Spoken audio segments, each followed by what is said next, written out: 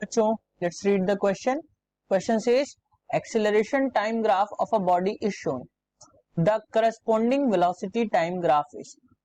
बच्चों यहाँ पे ये आपका ग्राफ गिवन है और इसके अकॉर्डिंग हमें वेलोसिटी टाइम ग्राफ को बताना है. सो बच्चों इसमें हम बात करेंगे सॉल्यूशन की. सॉल्यूशन में हम सबसे पहले देखेंगे की कॉन्सेप्ट को. तो ध्यान रखना वेलोसिटी की अगर हम बात करते हैं तो अगर किसी भी कोई भी ऑब्जेक्ट जो जिसकी वेलोसिटी में लगातार चेंजेस आ रहे हैं, दैट मीन कि वो या तो पॉजिटिव हो रही है, इंक्रीज हो रही है, या नेगेटिव यानी कि डिक्रीज हो रही है. सो बच्चों वहां पे एक एक्सीलरेशन वर्क करेगा. अगर नेगेटिव एक्सीलरेशन है तो उसको हम रिटार्डेशन कहते हैं. अब बच्चों यहाँ पे फिगर के अकॉर्डिंग अगर हम देखें तो इसको हम 3 सेक्शंस में देख सकते हैं. एक सेक्शन हमने ये डिवाइड किया और बच्चों एक सेक्शन हमने ये डिवाइड किया, ये तीसरा सेक्शन है. अब बच्चों फर्स्ट केस में अगर हम देखें तो एक्सीलरेशन जो है वो टाइम के अकॉर्डिंग क्या हो रहा है बच्चों, पॉजिटिव है.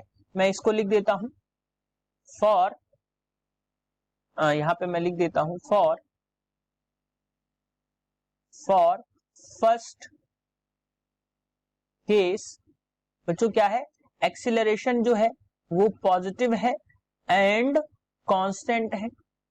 फर्स्ट केस में अगर हम देखें तो एक्सीलरेशन जो है वो कांस्टेंट है और पॉजिटिव है. अब बच्चों पॉजिटिव है और कांस्टेंट है तो जो वेलोसिटी होगी तो क्या होगी बच्चों, वेलोसिटी इस केस में इंक्रीज हो रही होगी. वेलोसिटी जो होगी वो कांस्टेंटली इंक्रीज होगी क्योंकि एक्सीलरेशन कांस्टेंट लग रहा है और पॉजिटिव लग रहा है. सो वेलोसिटी फर्स्ट केस में क्या होगी बच्चों, इंक्रीज होगी. और अगर हम सेकेंड केस की बात करें फॉर सेकेंड केस, तो सेकेंड में क्या है बच्चों, यहां पे अगर हम देखें तो एक्सीलरेशन जो हो रहा है बच्चों वो जीरो हो रहा है. तो जब एक्सीलरेशन जीरो हो रहा है यानी कि जब एक्सीलरेशन जीरो है तो वेलोसिटी जो होगी आपकी अगेन क्या हो जाएगी बच्चों, कांस्टेंट हो जाएगी. तो वेलोसिटी आपकी कांस्टेंट हो जाएगी.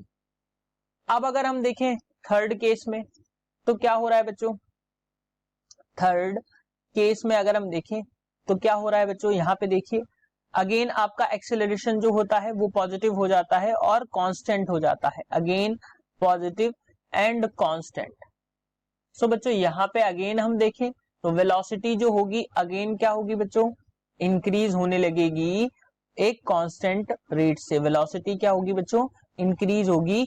और इंक्रीज कैसे होगी, कांस्टेंटली. दोनों ही केस में ध्यान रखना कांस्टेंटली इंक्रीज होगी क्योंकि एक्सेलरेशन जो है वो कांस्टेंट लग रहा है. तो मैं यहां पे भी लिख देता हूं कांस्टेंटली. सो बच्चों अगर हम फर्स्ट केस के अकॉर्डिंग देखें तो वेलोसिटी इंक्रीज हो रही है. तो यहां से अगर हम देखें ऑप्शंस में तो वेलोसिटी फर्स्ट में इंक्रीज हो रही है और थर्ड में इंक्रीज हो रही है.